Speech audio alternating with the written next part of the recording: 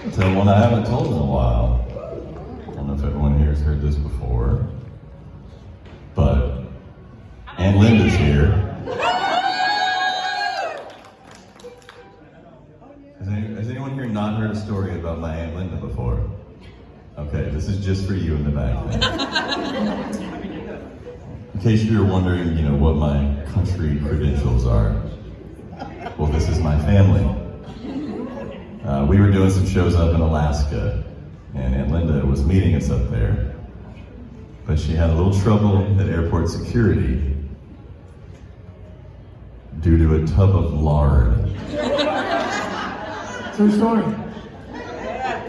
How's it? And she got through eventually after TSA figured out how to screen lard. But the reason my sweet aunt was flying with lard was that she didn't trust the Alaskans to have what she needed for biscuits and gravy.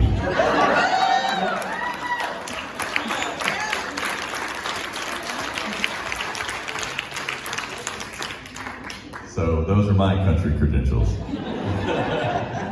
Well, I'll tell you a little bit more about my journey and how I almost wasn't here tonight. Let's back up. I mean, let's start with that period of time in my life where I thought I wanted nothing to do with country music. I grew up here in Texas. I love country music. I was raised on country music. But in my teenage years, I discovered pop music. And I thought it was magical at the time. Because I'd never heard anything like that, And I was like trying to find my own thing, my own identity, my own sound. And, country was like my parents' thing or something. I don't know what was going through my dumb teenage head. But I was just like, I'm gonna be a pop singer. And I realize now how dumb that sounds, coming out of this mouth, with this voice and this accent. But at the time, I was, a boy can dream. And so I just ignored country music for years and years and years, and kind of listened to exclusively pop and rock and all kinds of stuff. Fast forward to college, and I was at a friend's house, and her mom was watching CMT in the other room. And I heard something on CMT that sounded so much better than anything I had heard on pop radio in years and years and years. So I ran in there to see what was on the TV. And I proceeded to stare at the left-hand corner of the screen for 3 minutes straight. Some of you know why.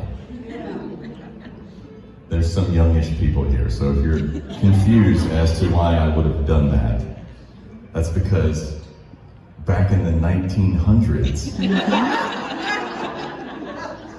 music videos only existed on the television, and you had no control over when they came on. They just happened. And if you like what you heard, you had to stare at the bottom left-hand corner of the screen, because at the end of the video, for 2 seconds, they would flash up the name of the song, the artist. If you could read fast enough, it was like the CD, the record label, and stuff like that. And the reason you had to be so diligent about this is that if you missed it, it may never come back ever again. Maybe an hour later, maybe later that night or the next day, but there's a chance that that music video would just never happen ever again. So you had to stare. This was also a period of time where if you didn't know the answer to a question you were wondering about, you just had to ask people around you. And if they didn't know the answer, you had to go to the library.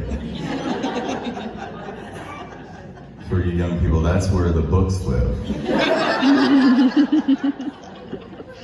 If they didn't have a book on whatever you were wondering about, you had to just make your peace with never knowing the answer to that question ever again. That was the 1900s for you. I wasn't willing to risk that. So I stared at the bottom left-hand corner of the screen without blinking. And at the end of that song, what popped up was the debut single from a brand new up-and-coming band called Rascal Flatts. And this is the song that got me back into country music. We're going to feature Mr. Chris Chatham on